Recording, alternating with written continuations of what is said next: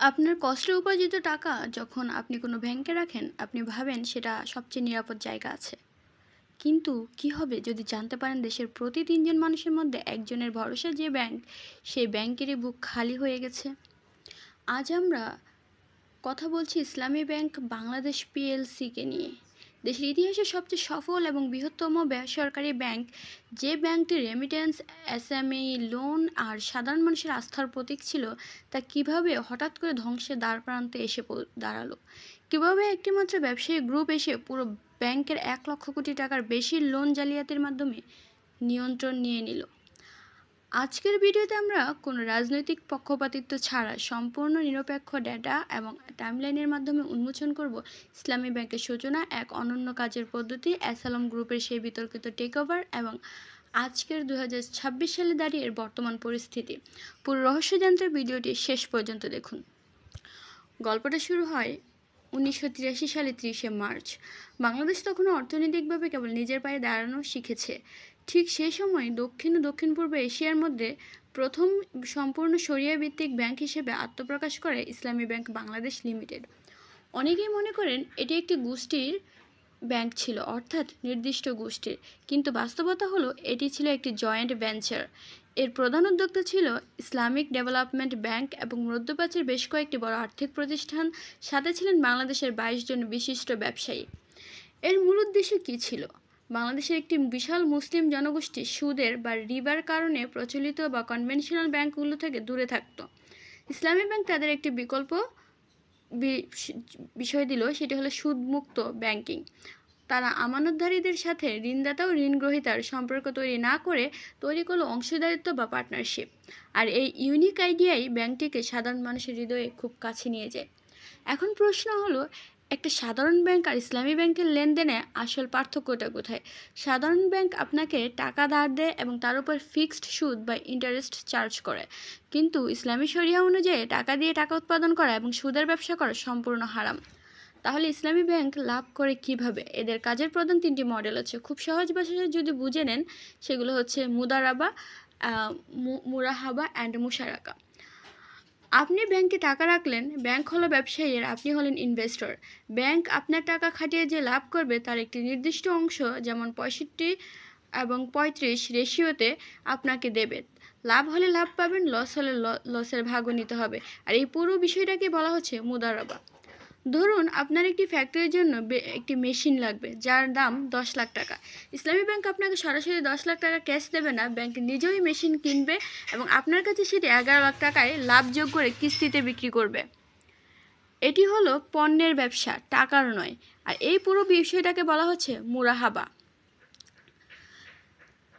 মুশারাকা হলো এর সরাসরি যৌথ ব্যবসা বা জয়েন্ট ভেঞ্চার, যেখানে ব্যাংক এবং গ্রাহক উভয়ই পুঁজি খাটায় এবং চুক্তি অনুযায়ী লাভ ক্ষতি ভাগ করে নেয়। অন্যান্য প্রচলিত বা কনভেনশনাল ব্যাংকের সাথে ইসলামী ব্যাংকের যে বিষয়গুলোতে বা ক্রাইটেরিয়াতে পার্থক্য ছিল, সেগুলো হচ্ছে, যেখানে কনভেনশনাল ব্যাংকের মূল চালিকা শক্তিটা হচ্ছে সুদ দেওয়া বা নেওয়া, সেখানে হচ্ছে টাকাই হলো পণ্য। আর অন্যদিকে ইসলামী ব্যাংক সেখানে ব্যবসা ও বাণিজ্যকে টিকিয়ে রাখে, অর্থাৎ টাকা দিয়ে পণ্য বা সম্পদ কিনে লাভ করা। কনভেনশনাল ব্যাংক লোন নেওয়ার নিয়ম ক্যাশ টাকা হিসেবে টাকা লোন দেয়, অর্থাৎ গ্রাহক সেই টাকা দিয়ে কী কিনেছে তা সরাসরি ব্যাংক তদারকি করে না।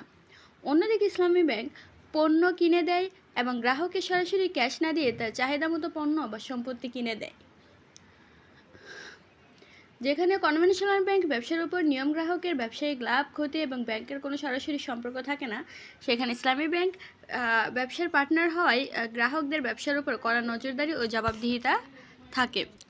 কনভেনশনাল ব্যাংকে খেলাপি বা লেট ফাইন লোন পরিশোধ দেরি হলে চক্রবৃদ্ধি হারে, অর্থাৎ কম্পাউন্ড ইন্টারেস্ট বাড়তে থাকে, অর্থাৎ দেরির জন্য জরিমানা করে।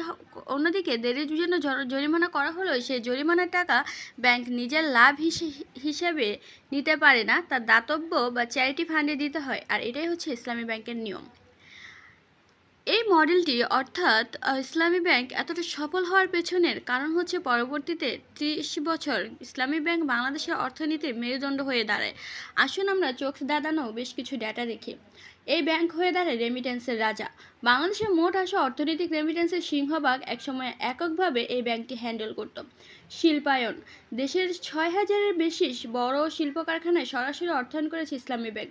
আমাদের গার্মেন্টস খাতের উত্থানের পেছনে এদের অবদান অনস্বীকার্য।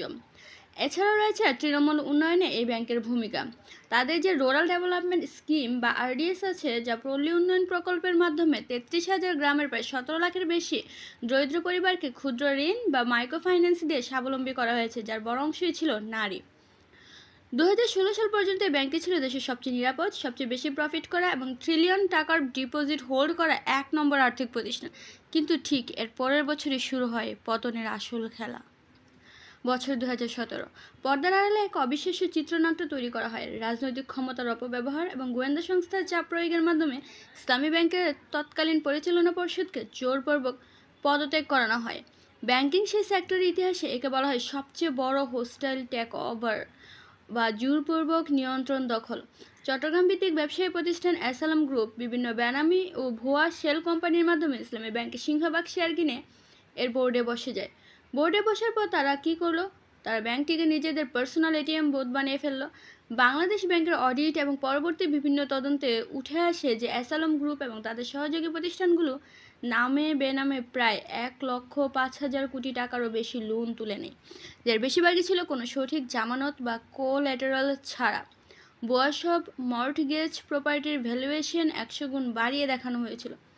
আর এর ফলাফল সেটা সবারই জানা। যে ব্যাংক কোনোদিন লোকসান দেখেনি, 2024-25 সালের মধ্যে সেটির খেলাপি ঋণ বা ডিফল্ট লোন লাফিয়ে প্রায় 50% পার হয়ে যায়।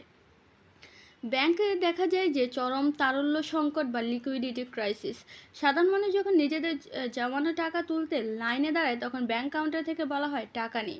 এটি ছিল বাংলাদেশের ব্যাংকিং ইতিহাসের সবচেয়ে বড় বিপর্যয়।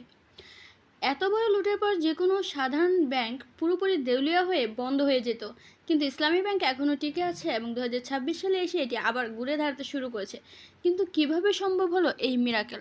এর পেছনে 3টি মূল কারণ রয়েছে। জনগণের অন্ধবিশ্বাস বা কাস্টমার বেইস। ইসলামী ব্যাংকের 2 কোটিরও বেশি গ্রাহক রয়েছে। ধর্মীয় আবেগ, দীর্ঘ 40 বছরের বিশ্বস্ততার কারণে মানুষ সাময়িকভাবে প্যানিক হলেও ব্যাংকটির ওপর থেকে পুরোপুরি আস্থা এখনও হারায়নি। সংকট কাটার সাথে সাথে মানুষ আবার টাকা জমা দেওয়া শুরু করেছে। এছাড়া রয়েছে এখানে বাংলাদেশ ব্যাংকের কঠোর হস্তক্ষেপ। 2024 সালের রাজনৈতিক পট পরিবর্তনের পর অ্যাসালাম গ্রুপকে বোর্ড থেকে লাথি মেরে বের করে দেওয়া হয় এবং সম্প্রতি 2026 সালের জুন মাসে গ্রাহকদের মনে 100% আত্মবিশ্বাস ফিরিয়ে আনতে বাংলাদেশ ব্যাংক পুরো বিতর্কিত বোর্ড ভেঙে দিয়ে অন্তর্বর্তীকালীন প্রশাসক বা অ্যাডমিনিস্ট্রেটর নিয়োগ করেছে।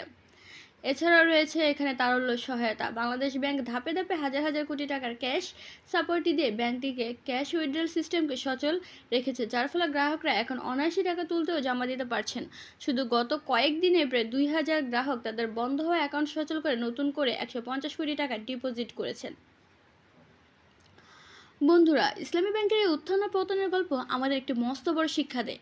একটি প্রতিষ্ঠান কত বড় বা কত শরিয়াসম্মত সেটা বড় কথা নয়, যদি এখানে সুশাসন বা কোঅপারেট গভর্নেন্স এবং জবাবদিহিতা না থাকে, তবে রাজনৈতিক অপশক্তির কবলে পড়ে যে কোনো বড় সাম্রাজ্য ভেঙে যেতে পারে।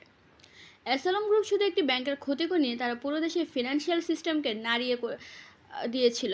কিন্তু দেশের সাধারণ মানুষ, রেমিটেন্স যোদ্ধা এবং কেন্দ্রীয় ব্যাংকের কঠোর মনিটরিংয়ের মাধ্যমে এই জাতীয় সম্পত্তি আবার পুনরুজ্জীবিত হচ্ছে। আমাদের দেশে অর্থনৈতিক সুরক্ষার জন্য ইসলামী ব্যাংকের মতো বড় প্রতিষ্ঠানকে টিকিয়ে রাখা এবং দুর্নীতিবাজদের কঠোর শাস্তির আওতায় আনাই অত্যন্ত জরুরি।